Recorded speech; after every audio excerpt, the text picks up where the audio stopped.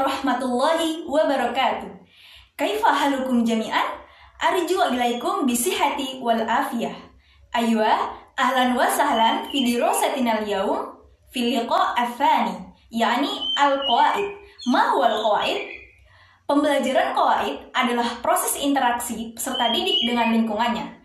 Dalam hal ini, materi qawaid menyebabkan terjadinya perubahan perilaku peserta didik di mana mereka dapat memahami dan mengerti serta menguasai qawaid dan diharapkan agar mereka mampu berkomunikasi dengan menggunakan bahasa Arab dengan baik.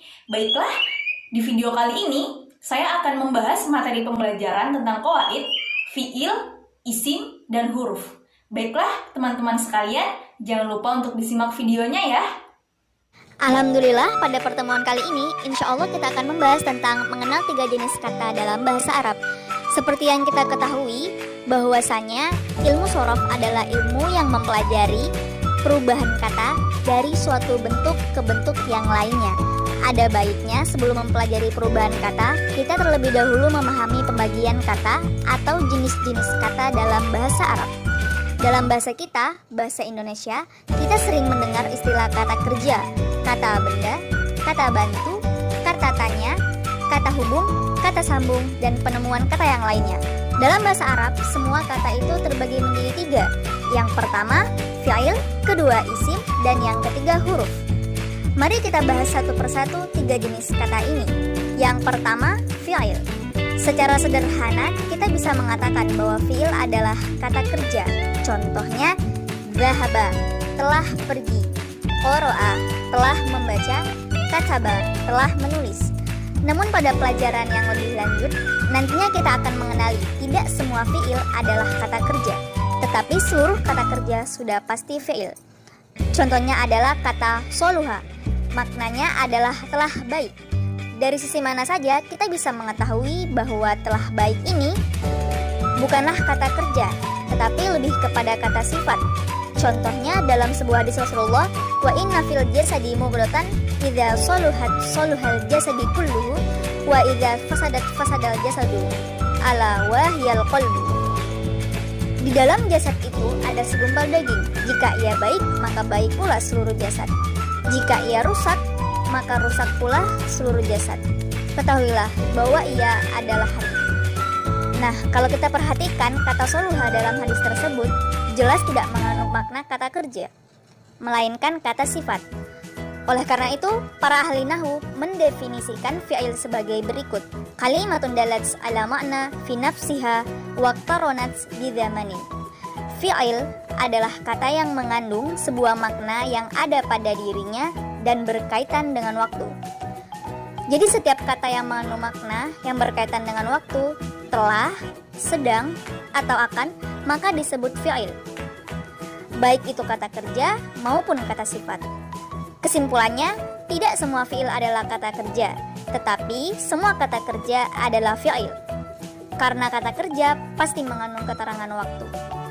Baik, kita lanjutkan bahwa fi'il atau kata kerja dalam bahasa Arab terbagi lagi menjadi 3. Yang pertama, fi'il madhi, yang kedua fi'il mudhari', dan yang ketiga fi'il amr.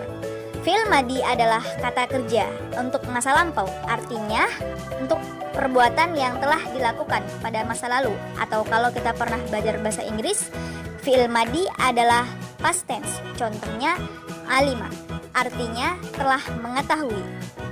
Kemudian fi'il mudhari adalah kata kerja untuk perbuatan yang telah terjadi atau akan terjadi. Contohnya ya'lamu, artinya sedang mengetahui atau akan mengetahui. Berikutnya fi'il amr adalah kata kerja perintah.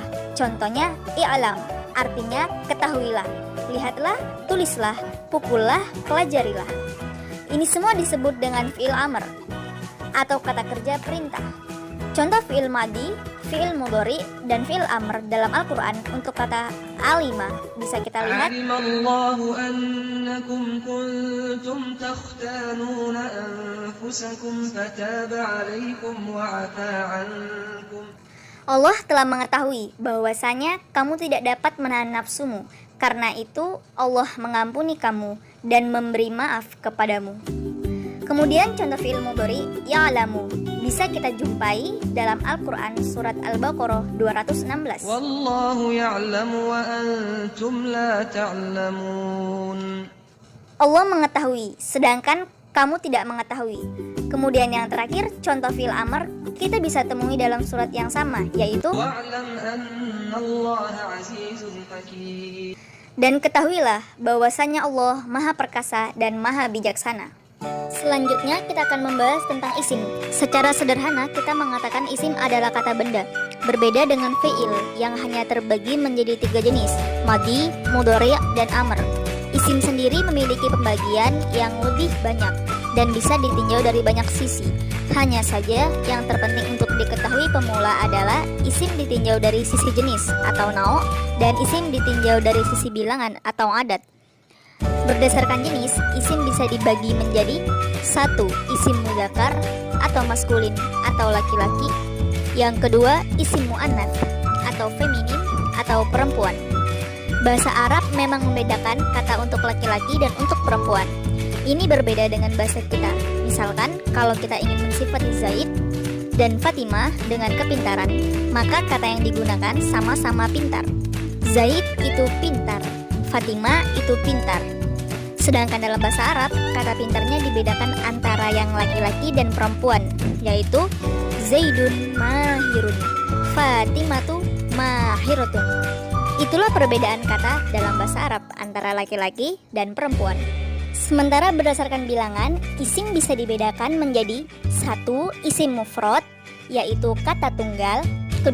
Isim tathniyah atau isim mutsanna, yaitu kata ganda. Dan 3. Isim jama', yaitu kata jama'. Ini perlu kita catat ya, karena bahasa Arab berbeda dengan bahasa Indonesia yang hanya membedakan kata tunggal dengan kata jama'. Bahasa Arab ada kata tunggal, kata ganda, dan kata jama'. Yang disebut jama' dalam bahasa Arab adalah kata yang lebih dari 2. Kalau 2 disebut dengan kata ganda atau isim tasniyah atau isim musanna. Ini pembagian isim berdasarkan jumlah. Kemudian huruf. Huruf yang dimaksud di sini bukan seluruh huruf hijaiyah ya, dari alif, ba, ta, tha, dan seterusnya. Tetapi huruf yang dimaksud dalam ilmu nahwu shorof adalah huruf hijaiyah yang memiliki arti baik terdiri 1 huruf saja, atau 2 huruf, atau 3 huruf. Contoh huruf hijaiyah yang 1 huruf namun memiliki arti adalah A. Artinya apakah, B. Artinya dengan, ta.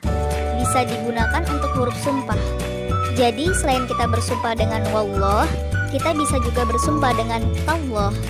Fa artinya maka, sa artinya akan, ka artinya seperti, li artinya untuk, kemudian wa artinya dan. Inilah contoh-contoh 1 huruf hijaiyah yang memiliki arti. Selanjutnya akan kita lihat contoh 2 huruf hijaiyah yang memiliki arti min artinya dari, an artinya dari, fi artinya di, lan artinya tidak akan, lam artinya tidak atau belum. Contoh 3 huruf hijaiyah yang memiliki arti ila artinya ke, ala artinya di atas, saufa artinya akan. Kesimpulan dari pelajaran ini adalah ada 3 jenis kata dalam bahasa Arab, yaitu fi'il, isim, dan huruf. Fi'il sendiri terbagi menjadi 3, yakni fi'il madhi, fi'il mudhari', dan fi'il amr. Fi'il madhi adalah kata kerja untuk perbuatan yang telah lalu atau past tense. Fi'il mudhari' adalah kata kerja untuk perbuatan yang sedang berlangsung atau akan berlangsung. Di masa yang akan datang, present continuous tense dan future tense. Kemudian fi'il amr adalah kata kerja perintah. Isim banyak sekali jenisnya. Namun untuk pemula yang harus diketahui, yang wajib dipahami, pembagian isim berdasarkan bilangan. Ada isim mufrad atau kata tunggal, ada isim tathniyah atau kata ganda, dan ada isim jama' atau jama'. Kemudian isim berdasarkan jenis, ada isim mudzakkar atau laki-laki, ada isim muannats perempuan. Terakhir huruf. Huruf yang dimaksud dalam ilmu nahwu adalah huruf hijaiyah, baik 1, 2, atau 3 huruf yang memiliki makna khusus. Baiklah, demikian pembelajaran kita pada pertemuan yang kedua ini. Semoga bermanfaat dan mudah difahami ya. Alhamdulillahirrabbilalamin. Selesai sudah pembelajaran kita di pertemuan kedua ini tentang materi qawaid, yaitu fiil, isim, dan huruf. Semoga teman-teman sekalian dapat mudah untuk memahami video yang telah saya sampaikan tadi. Dan jangan lupa ya untuk direalisasikan di dalam kehidupan sehari-hari. Semoga bermanfaat. Syukron jazilan alal ihtimamikum jami'an. Wa ila liqa. Wallahul muwafiq ila aqwamit thoriq. Assalamualaikum warahmatullahi wabarakatuh.